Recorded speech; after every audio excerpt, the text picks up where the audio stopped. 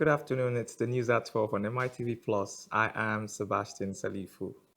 Fresh concerns have emerged within the All Progressive Congress following allegations that 5 states may be sidelined from participating fully in the party's primaries and presidential convention due to unresolved dispute over the status of some deputy national officers. However, the Senate has dismissed speculations that its relationship with the presidency may be strained over the reported refusal of President Bola Tinubu to guarantee automatic tickets for returning lawmakers, particularly those elected on the APC platform. The controversy comes barely a month after the inauguration of a new set of national executives, with party stakeholders warning that growing internal disagreements could threaten cohesion ahead of the 2027 general elections. At the center of the dispute are claims that a directive by Tinubu to include all deputy national officers in the National Working Committees has not been fully implemented.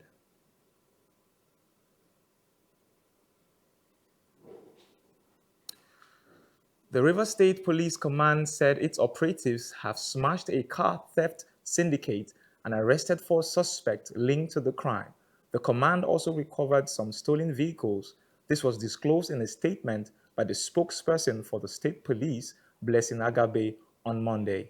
Agabe said the syndicate specializes in buying and selling stolen vehicles in different parts of the state. The command has recorded a significant breakthrough in the ongoing crackdown on organized vehicle theft with the arrest of the members of the syndicate specialized in buying and selling of stolen vehicles and the recovery of the vehicles.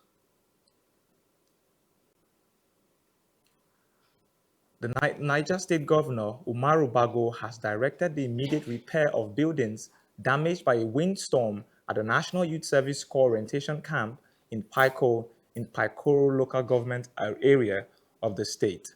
The affected buildings are male corps members, hostels, the multipurpose hall, the kitchen, the staff quarters, and some parts of the state coordinator's residence. The governor observed that the immediate fixing of the affected facilities in the camp will help corps members to continue with the orientation course. He also reassured that the NYC of his administration's support in ensuring the safety and well-being of corps members serving in the state.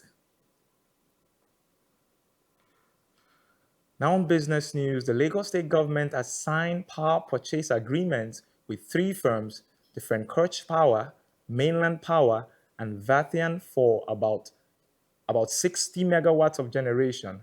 A statement by Babajide Sanwo-Olu on Sunday noted that the plans to scale capacity from 200 to 400 megawatts within 2 to 3 years through market through market-driven investment under the Lagos State Electricity Law 2024, aligned with the Nigerian Electricity Act.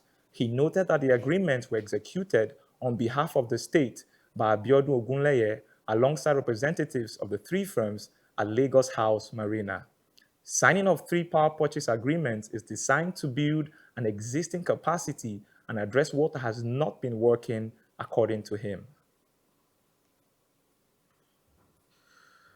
The Nigerian Exchange Limited has officially commenced its expanded trading session, extending daily market hours from the previous 9:30 a.m. to 2:30 p.m. window to a new 9 a.m. to 4 p.m. schedule. The change, which adds more than 3 hours of trading time, took effect on Monday, April 27, 2026. The extension was approved by the Securities and Exchange Commission and was first announced by NGX earlier in April. It aims to boost liquidity, enhance price discovery, and provide investors and market participants with greater flexibility to respond to market developments and opportunities throughout the day.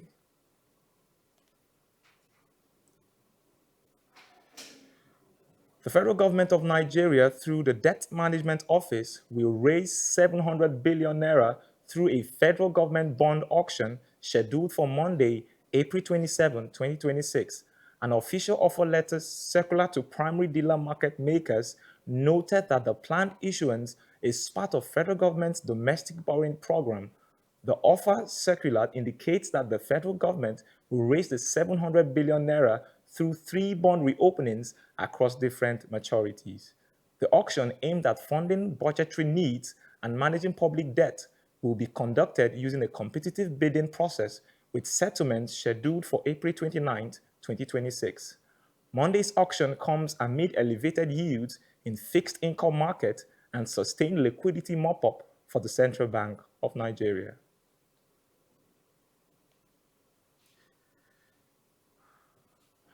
Wavering hopes of a deal to end the Middle East war left investors on edge in a week when they will also be looking for direction from central bank policymakers on the impact of the conflict, leaving the US dollar wobbly on Monday.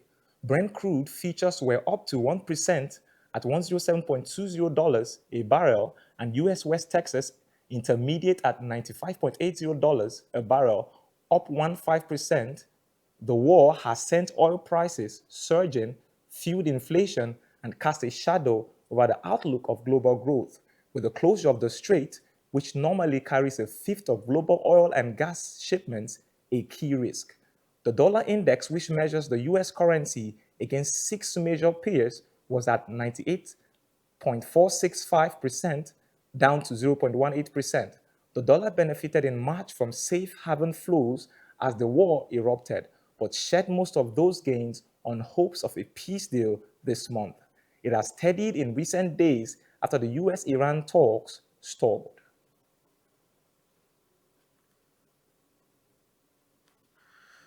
Now on foreign news, Japan lifted on Monday a special advisory warning of an increased risk of major earthquakes after a powerful 7.7 magnitude tremor hit the country's north and prompted a tsunami alert. There is a possibility that a major earthquake could occur suddenly without any preceding tremors. Last week's earthquake injured at least 10 people, including two seriously. According to the Fire and Disaster Management Agency, Japan is haunted by the memory of a massive 9.0 magnitude on the quake in 2011, which triggered a tsunami that left around 18,500 people dead or missing and caused a devastating meltdown at the Fukushima nuclear plant.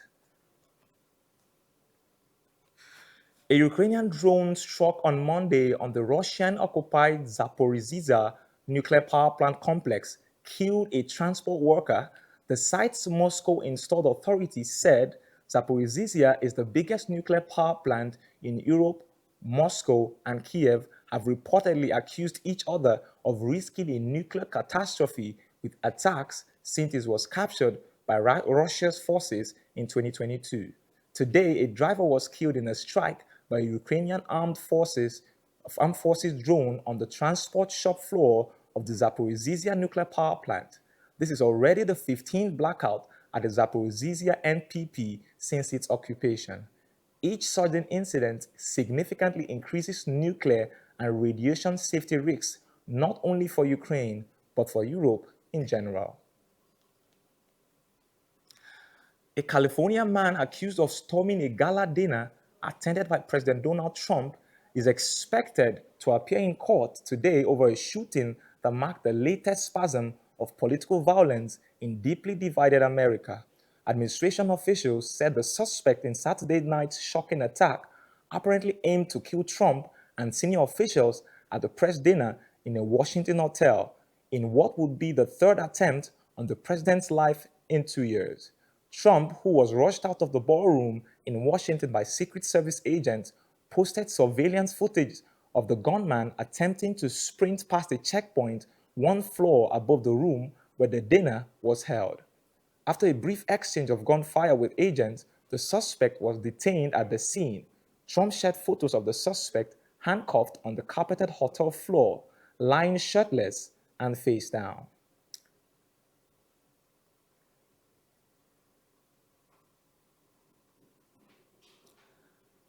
That concludes the news at 12 on MITV Plus. Please follow us on all social media platforms. It's at MITV Plus on Facebook, at MITV Plus underscore NG on Instagram, TikTok, and X. You can also watch our programs live on YouTube at MITV Plus underscore NG. I am Sebastian Salifu. Good afternoon.